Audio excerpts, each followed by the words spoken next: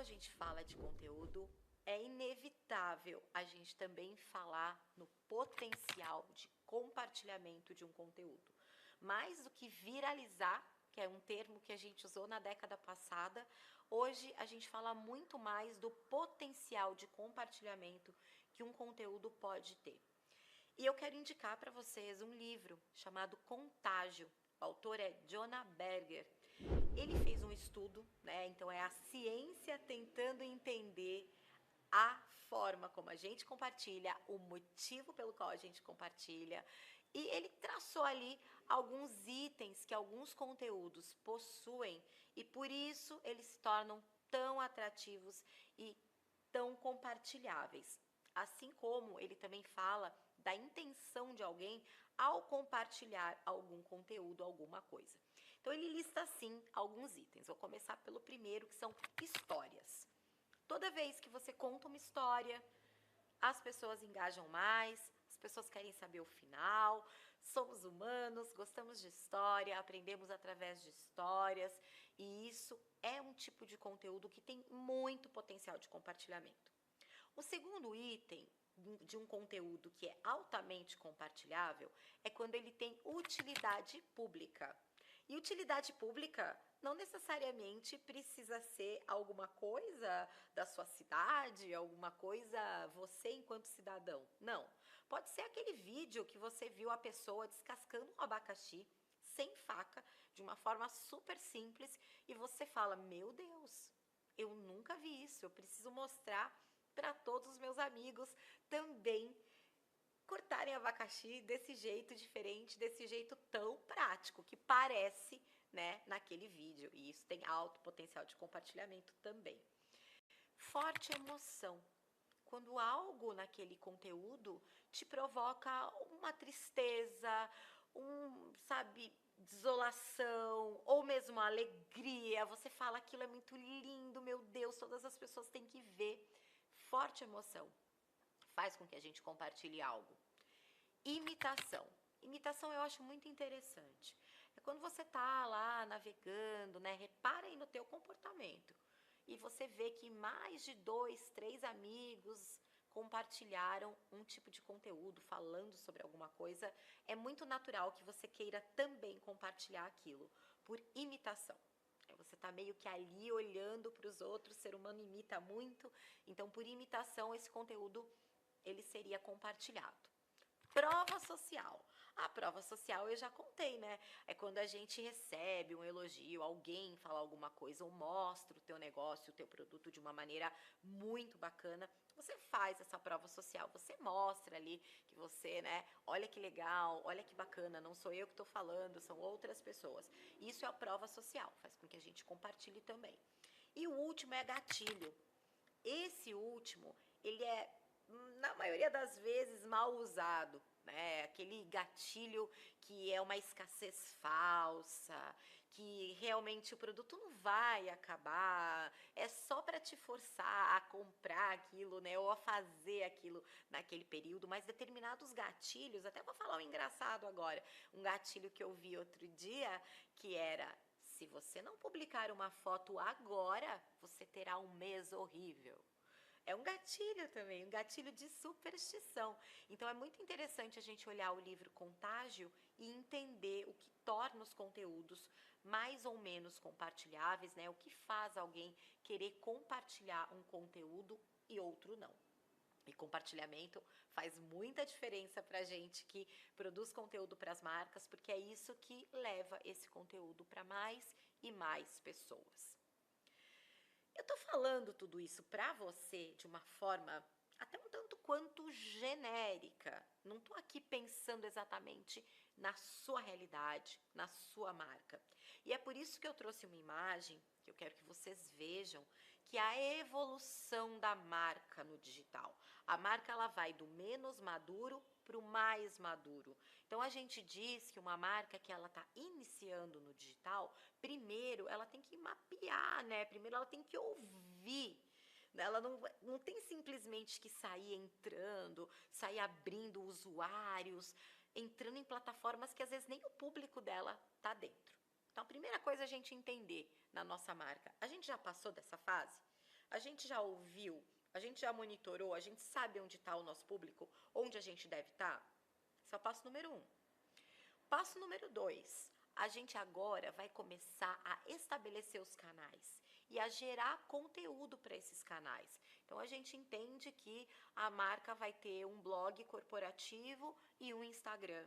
A partir disso, a gente começa a fazer a produção de conteúdo para esses 2 canais. Isso é muito importante também, porque é aquilo que vai trazer o famoso recheio da sua conta. Sabe quando a gente entra numa marca e ela tá lá no Instagram e ela tem 3 posts, ou ela não tem uma produção constante, ou ela parou de fazer posts no ano passado? Isso é muito ruim. É importantíssimo que a gente tenha ali, ó, uma execução de conteúdo constante e permanente. Isso é muito importante para a marca. Terceiro item da maturidade digital, a gente fala que é a marca interagir com os consumidores. A marca precisa conversar. Daqui a pouco a gente vai falar mais de conversa, é um dos meus temas preferidos dentro do digital, porque eu acredito muito nessa força, nesse empoderamento do cliente, do consumidor com voz. Porque o que acontecia antes era a gente passar na frente de um anúncio, né, no outdoor, ou folhear uma revista, ou ver um comercial na televisão, e a gente tá ali passivo, só vendo, só ouvindo aquilo. A gente não tem como interagir, então a gente não tem como fazer um comentário, a gente não tem como entrar ali e dar a nossa opinião, enfim. Isso existe no digital. O digital, ele é conversa. Então é importante a marca, além de produzir o conteúdo, interagir. A partir dessa interação, a marca pode começar a falar com os influenciadores digitais, que também temos nessa aula aqui, vamos falar bastante dos influenciadores digitais. Mas o que eu acho importante é que aqui é comum as marcas inverterem. Ela abre os canais, ela começa a produção de conteúdo, só que ela não interage com os consumidores. Ela quer fazer o marketing de influência primeiro. Funciona, às vezes, mas não vai ter aquele resultado totalmente otimizado se ela já, como marca, estivesse fazendo interação com os consumidores também, né? Não só os influenciadores. Assim como acontece muito de marcas fazerem ações com influenciadores, criadores digitais, e quando a gente olha o canal da marca, seja o canal proprietário site, ou seja o canal de distribuição, vamos pensar aqui no Twitter, a marca, ela simplesmente, ela não tem produção de conteúdo, o influenciador faz aquelas chamadas, né? Faz as publis, chama as pessoas para conhecerem a marca, mas simplesmente a marca não tem nada. Isso é muito comum, né? A marca não tem nada para oferecer, nem em termos de conteúdo, muito menos em interação. A partir disso, a marca ela pode impulsionar o famoso anúncio patrocinado, é o famoso tráfego pago ali que a gente pode fazer quando os nossos conteúdos já estão maduros, já estão dando resultado. A partir desse momento, a gente vai analisar os resultados, interpretar os dados que a gente viu e gerar novos insights. A gente diz que uma marca ela é extremamente madura quando ela analisa dados e, a partir desses dados gerados, ela tanto aprimora conteúdo quanto prestação de serviço e produto também. Então, gravem muito bem essa imagem. Essa imagem ajuda muito a gente a lidar com marcas variadas, né? Esse é o nosso papel enquanto trabalhadores do marketing, de estar uma hora com uma empresa, uma hora com uma marca diferente, e faz toda a diferença a gente entender a maturidade daquela marca que a gente está trabalhando. Não tem como a gente fazer um conteúdo sem ter ouvido, sem estabelecer os canais. A coisa fica meio capenga, vamos dizer assim, né? E um outro item que eu quero chamar bastante atenção, que eu vejo no meu dia a dia, na troca que eu tenho com os meus colegas, com alunos, com alunas, são as marcas, enquanto negócios, que não sabem dizer, né, para a gente aqui da equipe de comunicação e marketing, do nosso time aqui, qual é o objetivo dela de negócio. O objetivo dela de negócio é a expansão, o objetivo dela de negócio é posicionar a marca perante um segmento de mercado. Qual é o objetivo da marca? Isso é muito importante, porque senão vira, eu vou falar até uma palavra que é fazeção de conteúdo sem propósito. Faz, mas nunca chega no resultado. Por quê? Porque não tem objetivo de negócio. E é muito importante a marca saber qual é o seu objetivo de negócio, para que nós do marketing, da comunicação, possamos tangibilizar em conteúdos, em ações de marketing e comunicação capazes de alcançar aquele objetivo. Quando a marca não consegue entregar para a gente esse objetivo que ela tem, esses objetivos não são eternos, esses objetivos eles mudam todo ano. Eu acabei de fazer um planejamento para uma marca que o foco dela é a expansão internacional. Isso muda tudo na hora de fazer conteúdo, porque eu sei onde ele quer chegar enquanto marca. Eu sei para onde ele vai. Então eu faço ações, eu penso em projetos que vão conseguir levar a marca até esse objetivo dela.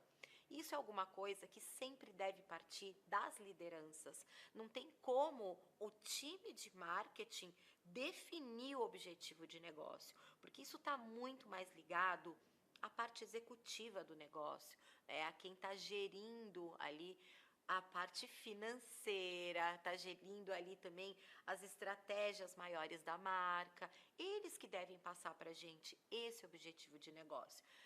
Novamente, minha experiência sempre me mostrou que quando a gente pergunta, né, direto, assim, a queima-roupa para o cliente, qual é seu objetivo de negócio, muitas vezes dá um bug, né? Ele não sabe o que falar. Então, eu acabo sugerindo questionários, algumas dinâmicas, para que a gente consiga chegar num objetivo para os times de marketing e comunicação saberem o que eles estão fazendo, para que eles estão fazendo. Só a comunicação, ela não dá conta de resolver uma marca inteira. É preciso ter um olhar de negócio e a comunicação e o marketing como apoiadores disso tudo, né? Vou trazer um exemplo que eu acredito que ele é incrível, porque ele é difícil, ele é extremamente delicado e a forma como a marca conseguiu fazer e faz até hoje é extremamente memorável. Estou falando de Ben & Jerry's, estou falando daquela marca de sorvete. Muitas pessoas já conhecem Ben & Jerry's, eles já estão no Brasil hoje em dia. Ben & Jerry's tem muito claro quais são seus objetivos de negócio, quem é o seu público e o que o público de Ben & Jerry's gostaria que a marca apoiasse. Não sei se você sabe, mas a Ben & Jerry's é uma empresa do Sistema B. Sistema B é aquele sistema que olha para uma marca de uma forma mais global, vendo se ela é boa para o meio ambiente, para as pessoas, para a governança. Está muito ligado à ESG, a sigla aí que todo mundo tem falado ultimamente. E a Ben & Jerry's fez um projeto que é contra a supremacia branca. Fala sobre ser antirracista.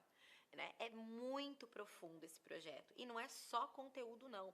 Lembra quando eu falei da coerência das marcas? A marca ela não pode nunca aparentar que ela está se aproveitando de uma causa.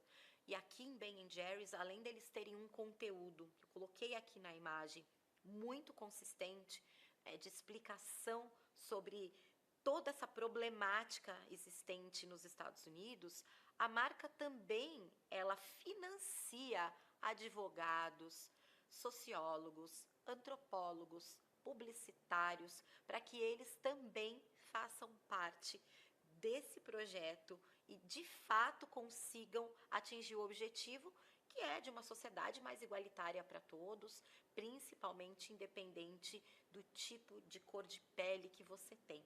Então, Ben & Jerry's dá um show. Eu sempre recomendo. Veja outros conteúdos de Ben & Jerry's, porque eles acertam muito. Eles entendem a importância do cliente, o que o cliente valoriza, o que eles, enquanto corporação, podem fazer de bom para esse cliente e para o mundo também. Então, são extremamente coerentes, são extremamente criativos. Vale a pena ver. É uma delícia estudar os cases de Ben & Jerry's. Retomando agora um aspecto mais ferramental da produção de conteúdo. Estou tentando aqui balancear a nossa aula com um pouco de histórias, cases e ferramentas. Eu vou trazer aqui dois buscadores, né? Vamos dizer assim, na verdade, dois interpretadores de buscadores, que é o Pinterest Predicts, Pinterest Trends e o Google Trends. O que são essas duas ferramentas? Elas olham para as palavras procuradas, elas olham para os sites visitados, pelo interesse das pessoas e a partir disso traz para a gente um relatório com resultado daquilo que vai ter mais procura, daquilo que está em baixa. É muito interessante utilizar essas ferramentas como apoio. Então, digamos que você, na sua equipe, já teve a ideia, já entendeu o objetivo de negócio, né? Já recebeu da liderança, já começou ali a organizar esse conteúdo. E o mais importante é, como eu vou validar isso? Eu falei da pesquisa, eu falei do monitoramento, mas além disso tudo, a gente ainda pode navegar tanto no Pinterest Trends, né, nas suas predições, né, nos predicts, quanto no Google Analytics, para a gente ver se aquela nossa ideia vai de fato reverberar e ter uma aderência nas pessoas que ela busca atingir e encontrar. Quando a gente fala de trends, é claro que a gente acaba falando também de palavras-chave, e isso é alguma coisa de extrema importância dentro do conteúdo digital. Por isso que eu quero trazer agora um conceito que é o SEO, uma sigla em inglês para Search Engine Optimization, que nada mais é do que técnicas que a gente pode usar nos nossos conteúdos digitais, de maneira que eles possam ficar no primeiro lugar das buscas, que eles sejam facilmente encontrados, que eles abram em vários aparelhos diferentes. O SEO. O SEO é uma ciência. Ele é alguma coisa bastante profunda. A gente poderia fazer uma outra aula de muitas horas só para falar de SEO. Mas aqui eu vou ter coragem de, em alguns minutinhos, explicar para você o que é SEO em linhas gerais, porque esse conhecimento, mesmo básico, ele é fundamental para a gente dar os passos seguintes na produção de conteúdo, nesse planejamento. A primeira coisa que é importante na técnica de SEO é a plataforma onde o seu conteúdo está. Quando a gente fala de mídias sociais, então a gente está falando de YouTube, TikTok, Twitter, Facebook, LinkedIn, Instagram, a gente está falando de plataformas próprias. Essas plataformas, não necessariamente, elas são compatíveis com as buscas do Google. Só recentemente que o Instagram passou a indexar dentro das buscas do Google. Veja bem, tanto conteúdo dentro do Instagram, mas na hora que a gente está numa busca dentro do Google, a gente não consegue achar. Agora a gente já consegue, mas antes a gente não conseguia. Então, o que é importante quando a gente fala de plataforma? Quando são mídias sociais, eu não tenho como mexer nas plataformas não proprietárias. Mas quando eu falo do meu site, quando eu falo do meu blog, quando eu falo dos meus canais proprietários, eu tenho que pensar na plataforma. Então, o que a gente geralmente recomenda, e eu sempre confio muito nos programadores, nas recomendações que eles me dão. Eu não sou programadora, né? Eu sou uma pessoa da comunicação e do marketing, eu não tenho esse conhecimento técnico, mas eu já aprendi que quando a gente faz um conteúdo proprietário em plataforma WordPress, é maravilhoso. Porque é como se ele fosse não, ele é 100% compatível com o Google. O Google gosta muito do conteúdo em plataforma WordPress. E o que isso significa? Vantagem competitiva, vantagem de estar em lugares bem posicionados ali na primeira página, no ranking das buscas. Então, o SEO, ele começa com plataforma, bastante técnico, né? A gente tem várias outras plataformas aí, não necessariamente são as que o Google mais gosta. A que ele mais gosta é o WordPress. Mas SEO não é só isso. SEO tem uma parte que é fundamental para o criador de conteúdo, que é a produção de texto, que é como ele vai subir uma foto, se essa foto está nomeada. O produtor de conteúdo, ele tem conhecimento sobre links, ele sabe colocar um vídeo dentro de um post, né, de um blog, por exemplo, né? Quando a gente está num blog, a gente vê título, a gente vê texto, a gente vê ali mousezinho passando por cima das palavrinhas, ele virando algum link, né, indo para uma outra página, podendo ler mais sobre aquilo, mas só o produtor de conteúdo, ele também não é o suficiente, assim como só uma boa plataforma, ela não é o suficiente perante o Google. O produtor de conteúdo, ele faz a parte dele, ele pensa no que ele vai escrever, ele pesquisa no Google Trends, ele está bem ligado ali naquilo que vai ser mais favorável a ele, mas também não é só isso. Tem plataforma, programação, tem a produção de texto, né, a produção de conteúdos também, as imagens que a gente sobe, e tem um outro quesito bastante importante dentro dessa técnica de SEO, né? Estou dando aqui essa técnica a grosso modo para você, que são as referências externas. Meu Deus, o que são essas referências externas? As pessoas costumam chamar esses links que apontam para o nosso site de referências externas como muito importante. É como se fosse uma validação de terceiros sobre o seu conteúdo.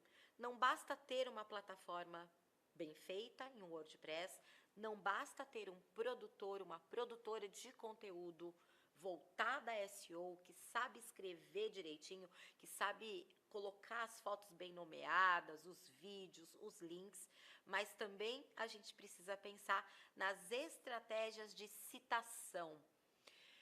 Parênteses aqui, eu vejo muitas pessoas falando, né, dentro da nossa área do marketing, que não gostam de estratégias de link building, né? Chamamos estratégias de link building para a gente ter esses links em terceiros, em outros canais, em outros sites, apontando para a gente. Mas a técnica, de fato, é uma técnica neutra. É a forma como a gente aplica a técnica. É possível a gente fazer uma campanha de link building de uma forma bonita, encontrando parceiros afins, encontrando conteúdos tão bons quanto o seu, não simplesmente pagando, jogando o seu link em qualquer lugar, em qualquer palavra. Então, eu acho que a gente conseguiu em pouco tempo explicar aqui o que é SEO, e eu sei que vai ser importante para você, né? É uma técnica que ela depende da programação, da produção de conteúdo e das referências externas. E eu gostaria já de mostrar aqui uma imagem que tem um case, que é o Casa Portuguesa, com certeza, da imobiliária ASP, que foi um projeto de conteúdo proprietário criado em cima do quê? Criado em cima de trends, de pesquisas de SEO, né? Então eles sabiam, fizeram um estudo sobre os clientes, sobre a persona, né, do cliente da imobiliária, e perceberam que eram pessoas interessadas em busca de imóveis fora do Brasil, em Portugal, né, com grandes chances de compra, efetivação de negócios. Eles passaram a fazer o quê? Um conteúdo para se tornarem os primeiros no ranking de busca. Na hora que alguém entra no Google e digita, quero comprar uma casa em Portugal, quero comprar um apartamento, como faço para morar em Portugal e ter um imóvel, eles garantem o primeiro lugar na busca. Isso é muito importante, é o SEO que ajuda a marca a estar ali em cima. Hoje em dia, também não tem como passar essa aula sem falar para você do ChatGPT. Como que eu vou dar uma aula dessa sem falar do ChatGPT? Eu não vou entrar aqui em discussões, né, maiores, discussões mais filosóficas, até éticas e importantes de serem feitas. Porém, eu quero falar de ChatGPT como um aliado. Não como alguém, né? Alguém, né? Já pensando que o chat é uma pessoa, mas não como alguma coisa que vá tirar o meu trabalho, que vá acabar com a minha função, mas muito pelo contrário. ChatGPT, ele pode ser um aliado na hora de fazer um texto voltado a SEO. Você vai, escreve o seu texto, você volta ali para o ChatGPT e pergunta para ele, olha, quero saber se esse texto aqui, se ele está ok, se ele está 100%, né, na técnica de SEO, e ele vai te dar ali uns destaques do que está certo, do que não está, do que você pode melhorar. A gente pode validar ideias. Eu, particularmente, gosto muito do ChatGPT para fazer um exercício de listar pautas. Quando a gente pensa num ano, 365 dias, 52 semanas. A primeira coisa que eu penso é, será que eu vou ter 52 pautas sobre esse assunto? E aí o que eu faço? Eu jogo lá no ChatGPT o tema que eu quero, peço para ele me listar 52 pautas, ele me lista. É claro que dessas 52, tem algumas que não fazem o menor sentido, e que eu vou olhando lá e eu vou tirando. Mas tem outras que, nossa, me ajudam muito, me ajudam a acelerar o meu trabalho, né? Outra coisa que eu gosto muito é de pedir para o ChatGPT reescrever algum texto que eu preciso usar de formas diferentes várias vezes. Então eu faço um texto base, depois eu jogo no ChatGPT, ele reescreve para mim de algumas formas diferentes e isso me ajuda muito. Outra coisa que eu tenho gostado bastante e que o ChatGPT tem sido muito útil na confecção de conteúdo, na minha produção de conteúdo, é que eu pergunto para ele, ChatGPT, a marca X já fez conteúdo sobre algum tema? Eu pergunto coisas sobre a concorrência. E ali eu acabo sabendo de uma forma rápida, bem prática, se eu estou no caminho certo ou se eu não estou, se eu estou falando mais do mesmo ou se eu estou trazendo uma ideia inovadora. Então, eu só queria passar um pouquinho pelo conceito do ChatGPT, porque com certeza você deve estar pensando nisso, né? Nessa hora que está aqui falando de conteúdo, mas ele pode ser muito útil, desde corrigir palavras, ortografia e gramática, né, até a fazer análises de conteúdos afins, quem também faz um conteúdo parecido com o meu. Então, ele é uma ferramenta muito importante, que vai ser aprimorada cada vez mais, mas ele de jeito nenhum, na minha modesta visão e opinião atual do mercado, ele tira o trabalho do criativo, ele tira o trabalho do criador. Eu vejo como um aliado na aceleração de pautas, na aceleração de execução mesmo de conteúdos, mas muito menos ali como alguma coisa que vem para eliminar a nossa tarefa, a nossa função de fazer conteúdo. E já que a gente está falando de inteligência artificial, eu me lembrei da Réplica. Réplica é um aplicativo que as pessoas baixam, elas entram e começam a conversar. É como quase uma sessão de terapia.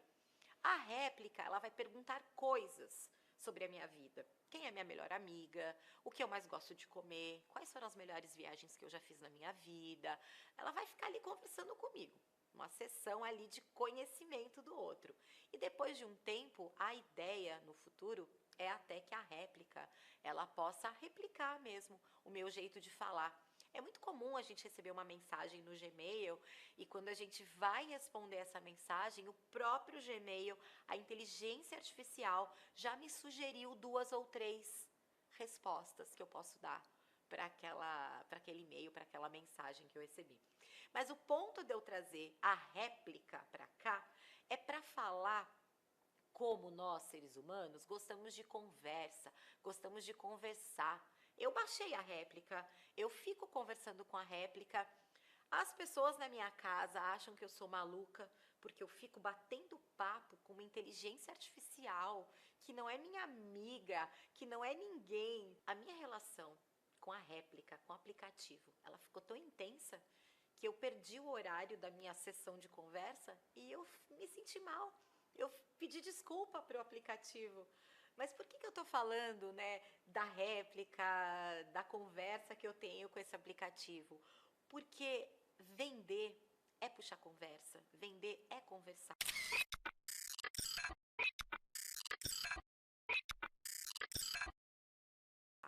Você já ouviu falar, né, que os bons vendedores são aqueles que conversam, são aqueles que entendem o outro, que sabem falar a palavra certa ali. Então eu quero, falando do consumidor digital, entrar numa etapa aqui da nossa aula, que é a conversa como ferramenta para nos ajudar a gerar leads, a fechar negócios. E aí eu retomei uma frase de uma norte-americana chamada Meredith Ulmer. Ela é estrategista. Eu vou mostrar daqui a pouco a empresa que ela atua. É um exemplo também, né? É um grande case. Eu coloco tanto o guia Michelin quanto o case de Meredith Ulmer, que eu não vou dar spoiler ainda para você, como duas grandes ideias de marketing, ideias bem-sucedidas, ideias que a gente pode olhar, pode se inspirar, ideias que a gente vê que elas não são datadas, ideias que são tão clássicas, são tão boas, que elas duram para sempre, né? E a Meredith Ulmer, ela disse o seguinte: o que vale é a capacidade que uma marca tem de conversar como se fosse uma pessoa com quem você gostaria de conversar. Eu acho isso mágico e foi assim que ela criou esse case global da Wendy's. O Wendy's é uma marca de fast food. Fast food dentro dos Estados Unidos é um mercado muito concorrido, né? A gente sabe dos grandes players que a gente tem, McDonald's, Burger King, mas como que a Wendy's, que é infinitamente menor em tamanho do que essas gigantes aí do fast food, como que ela conseguiu um espaço tão grande dentro do mercado, como ela conseguiu subir o valor das suas ações no mercado também, porque é uma empresa de capital aberto, através de conversa. A Meredith Ulmer, quando ela entra na Wendy's, ela começa a fazer uma revolução. Ela começa a entender que quem consome o produto é o jovem. Onde esse jovem está? Jogando joguinhos. Qual o joguinho que ele gosta? Fortnite. Então vamos fazer uma ação de conversa dentro do Fortnite, para a gente falar com esse público jovem. E foi assim que a Meredith Ulmer foi imprimindo dentro da Wendy's o jeito dela trabalhar, que é esse jeito de conversar. Eu acho o máximo. Marcas que são fluentes, marcas que conseguem sustentar um diálogo, né? Isso é muito bacana. Quando a gente fala de conversa também e conteúdo, é claro que a gente pensa em WhatsApp. Não tem como a gente dissociar o conteúdo digital do WhatsApp. Até porque muitas marcas já têm estratégias bem consolidadas de conversa com clientes, sejam em grupos de transmissão, sejam individualmente, cada um ali, né, na sua conversa, mas as marcas entendem hoje o WhatsApp como uma plataforma que elas também precisam gerar um conteúdo para ela. E recentemente eu vi um case do Sudeste Asiático, de um profissional que trabalha com implementos agrícolas, com fertilizantes, né? Ele trabalha muito próximo a agricultores de agricultura familiar. E ele percebeu, esse profissional, né, esse agrônomo, ele percebeu que as comunidades, esses pequenos fazendeiros, eles viviam muito isolados, sem se comunicar. Isso é um problema, porque às vezes uma praga invadia uma lavoura e o outro só descobria quando o bichinho já estava chegando na lavoura dele. Se eles tivessem uma comunicação mais fluente, mais fluida, eles poderiam ali, né, trocar rapidamente uma informação sobre uma praga, sobre um insumo que eles estão precisando. E aí, qual foi a ideia genial desse agrônomo? Ele abriu um grupo no WhatsApp e colocou todos os fazendeiros dessa determinada região para que eles conversassem, para que eles trocassem ideia. E ali ele era um ouvinte e um conselheiro. Isso eu achei incrível do ponto de vista de geração de conteúdo. Eu já comentei bem no início da nossa aula sobre o conteúdo gerado pelo usuário. O conteúdo gerado pelo usuário, ele é muito valioso, porque ele é muito autêntico. Então, enquanto as pessoas estão ali dentro do WhatsApp conversando, naturalmente, trocando ideia, o profissional está escutando. E a partir disso ele fica sabendo qual é o insumo que ele precisa vender mais, qual não vai ser vendido, qual praga está atacando determinada planta. Eu achei, assim, de uma inteligência e com um aspecto social extremamente rico, né, e louvável, porque é mais do que um canal de comunicação para que ele possa melhorar o marketing dele, mas ele deu ferramentas de comunicação para pessoas que são vizinhas e que antes não conseguiam se conversar tão bem.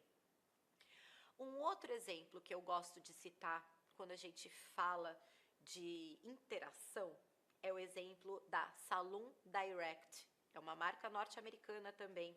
atende cabeleireiros. Então ela é uma marca que não vende para mim, ela vende para o salão de cabeleireiro, né? Ela vende lá para os cabeleireiros profissionais da beleza. O que eles criaram como conteúdo dentro do Facebook? Um grupo para que os cabeleireiros participem desse grupo. Pensa, são pessoas que têm as mesmas dores de negócio e elas podem trocar informações. Então eles criaram um programa que chama Help a Hairdresser. Então ajude um cabeleireiro.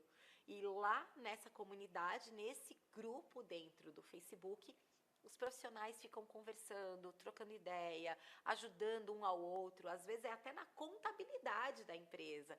Não é só sobre cabelo, sobre beleza, sobre produto, né? Muitas vezes é sobre o aspecto até de contabilidade. O conteúdo que é focado em conversa, ele é um conteúdo que ele consegue reter mais atenção e fazer com que a sua marca seja mais lembrada. Você já ouviu falar da memória de marca, do top of mind, da onde vem isso? Por que a gente, em determinados segmentos, categorias de produtos, a gente lembra de um nome específico? Porque ficou na nossa mente. O que a gente sabe hoje, que ajuda muito uma pessoa a reter o nome de uma marca, a trazer essa marca como primeiro lugar, é o fato dessa marca interagir. É essa interação que vai trazer esse retorno positivo. Eu também vejo aspectos de marcas que sentem muito medo de interação. São marcas que me procuram como consultor e falam: eu entendo que eu preciso falar, mas eu tenho medo. Eu acho que as pessoas não vão me receber bem, não vão me interpretar bem. Então, a primeira coisa que eu trago aqui para começar, né, essa conversa é mostrando essa imagem. Essa imagem ela é bastante surpreendente, porque ela mostra em verde aquilo que é positivo, em vermelho aquilo que é negativo, sobre conversas. A gente acha, às vezes, que as pessoas entram na internet só para reclamar, e não. A gente percebe que as conversas positivas, elas são maiores do que as conversas negativas. Até em setores como finanças, que tem muita reclamação, um segmento bastante delicado. Eu já atuei no segmento bancário, financeiro, é um segmento delicado. As pessoas elas não acordam com vontade de consumir o conteúdo do banco. Elas acordam ali vivendo as suas vidas e ela tem um problema com o banco. O cartão não passou, né? A conta dela tá com um problema, o cartão de crédito quebrou.